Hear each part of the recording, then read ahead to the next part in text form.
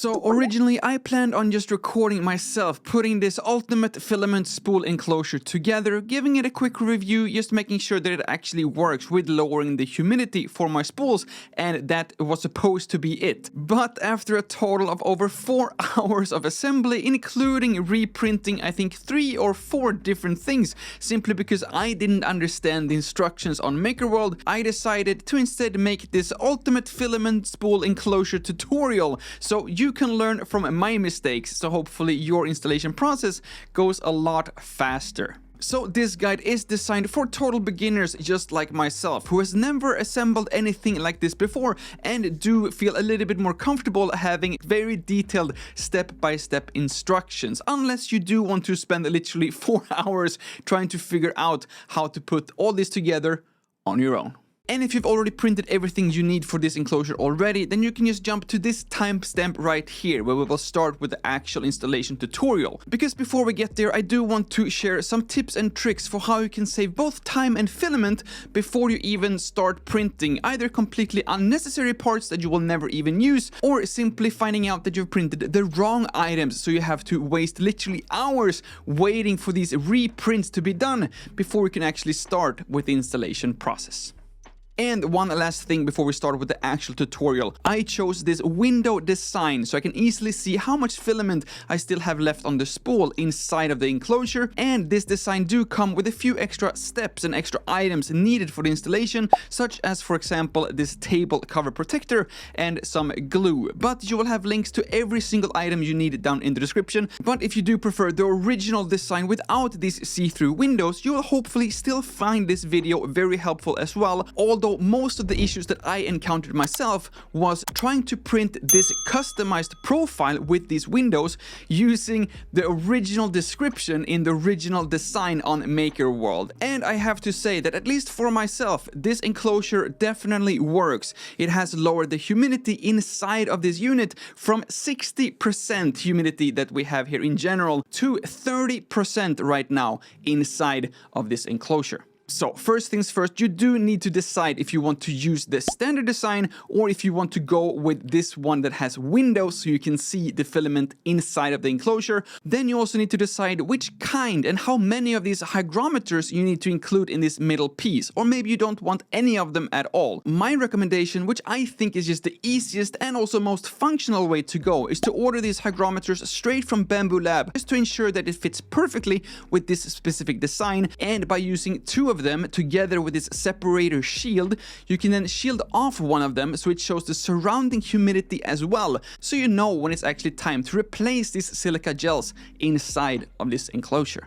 But one thing to keep in mind, and something that I did not realize until it was time for me to actually install and assemble everything, is that you of course need one of these middle pieces on the other side as well to keep this enclosure enclosed. So even if you're planning on installing this on an A1 top mount and you will actually never see the back of this enclosure yourself, you still need to print this middle piece without an opening for the hygrometer to keep the humidity outside of the enclosure. So even though this project says choose one, it technically means choose one per side. So you do need to choose 2 for this entire print. Next choice you need to make is if you want to use these individual reusable silica gels or if you want to use these bag versions that you might have lying around already. Now the difference between these 2 different versions is that the individual silica gel is taller and has this lid to protect the silica gel from falling out, whereas the lower version has a bigger opening, so it's easier to add these bags in. And again, you do need 2 of these since these 2 are 2 different compartments and not connected throughout the AMS lite system. So again, although it says choose one, they mean choose one per side. So for the total of this project, you do need to choose 2. And for those of you who are interested in this window design so you can actually see inside of the enclosure, this is where things start to get even extra confusing, since this window profile designer has already made some of these decisions for you. So if you don't pay attention, you might end up wasting a lot of extra filament and printing hours printing the wrong action panel, or just not the action panel or design that you want to print. So now we have hopefully at least decided on the exact items and parts we do want to print. filament. So now most likely it is the time to add a little bit of color and design and just overall style to these lids, so you can get the corresponding number to make it a lot easier to distinguish which spool is which when the enclosure has been installed. I don't know if this is a bug within my specific Bambu studio, but when I open this profile, either the original one or this specific window see-through version, I don't see all these numbers or colors as I have seen in the photos on these profiles. And I was almost ready to start printing these lids before I discovered that I actually need to add these numbers myself. But thankfully I have watched my own video on how coloring works in Bambu Studio, so I grabbed the fill tool and discovered that this print do come with these hidden areas that you can fill in yourself with whatever color you want. But if you do want the numbers on these lids to correspond with the actual AMS light and the information in Bambu Studio, then you do need to fill in these numbers according to these layouts right here, with the 1 and 2 and 3 and 4 being matching pairs on the AMS light and the smaller circles indicating the spools that are behind once the enclosure has been installed on the AMS light. So while the actual color choice is completely up to you, please do keep in mind that you have the matching pairs of 1 and 2 next to each other, which was more difficult than I would like to admit for myself, since this window see-through version already has one type of numbers added to them without these smaller circles to indicate what's on the other side, which I think is just helps me tremendously, since I am going to put it up on the top mount and I will most likely not even see these bigger numbers behind. But these plates in Bambu Studio were rotated in the wrong direction, or maybe it was simply me who just did not understand how I was supposed to do this. So I ended up with having a mirrored design before I did realize that these small circles should be on top in order to properly show what is on the other side of this AMS light enclosure. And a bonus tip if you are preferring very contrasty colors, specifically white and black, that is that if you do click the plate menu right here, you can actually choose the order of the color you want to print in. The first time I printed this design, I noticed that there were some black marks or some black specks in this white design. So I decided to reprint everything, printing white first, so you have that first perfect white layer, and then you fill in the black afterwards, which I think cleaned up very, very nicely and is definitely my preferred way of printing things moving forward.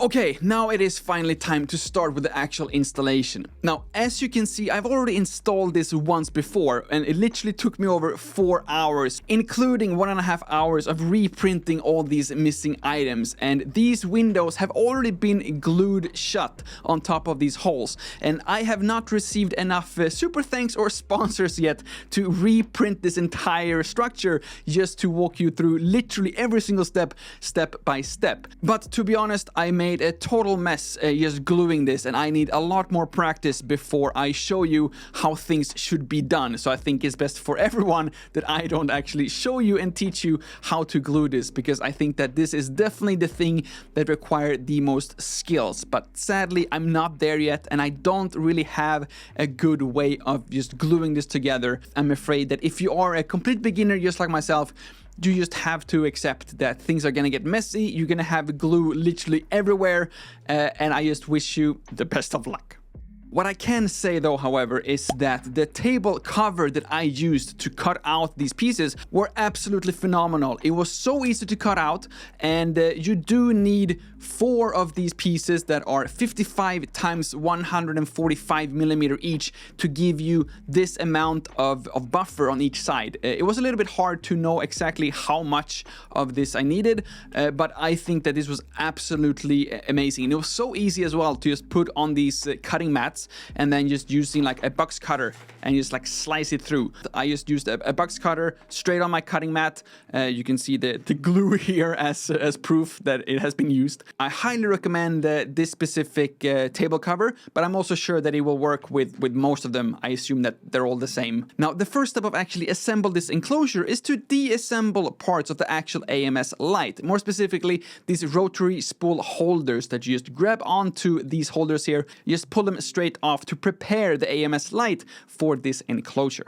Next up is to connect the 2 buckets with this, in my case, orange piece here in the middle. So this orange piece does not go above or below, it goes in between these left and right buckets. When it comes to the other clips you will be using through this installation, there are 4 different types. Let's just call them 1, 2, 3, 4 to make this a little bit faster, since this process is fairly easy and straightforward as long as you get everything right on your first try. So this first number 1 piece goes along here right next to the edge along this orange clip here, and the original instructions on MakerWorld already has a picture that will show you the end result. Just do pay attention that you put these slightly larger number 1 blocks right next to the edge, and you put these other more shallow pieces along this orange back up along this side. And you do need these shallow parts along the back in order for the desiccant holder to still fit in place. Next up are these number 3 or these X looking clips that goes alongside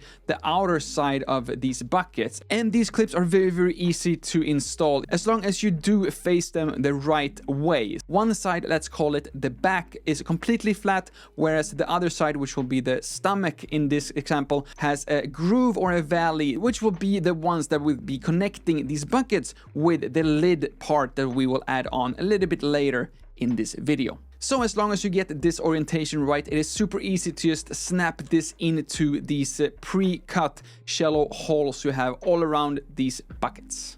Now the last step for this bucket section are these 4 holes, which 2 of them will be either having a PTFE tube or just going tubeless and having the filament straight through these holes and into the filament feeder later, whereas the other 2 will have these, in my case, orange plugs in order to just stop the humidity to get into the enclosure. So in this case, this side is for slot 3 and 4, so the top left corner and the bottom right have these PTFE tubes in my case, but then for the other side, which will be number 1 and 2 in my case, we have the complete opposite, since the filaments used for these different filament feeders are on the opposite sides. Should also mention that for this specific design with the windows, I do not recommend using these PTFE tubes, since they were a complete nightmare to install, which is also why I have not removed them for this specific video. Now we're done with the actual bucket portion, and we just need to put this back on to the AMS light itself. And I should also mention that if you are deciding to go with the tube version, do make sure that they are actually inserted into the feeder unit as well, and then you add the rotary spool holders back, so these buckets are actually put in between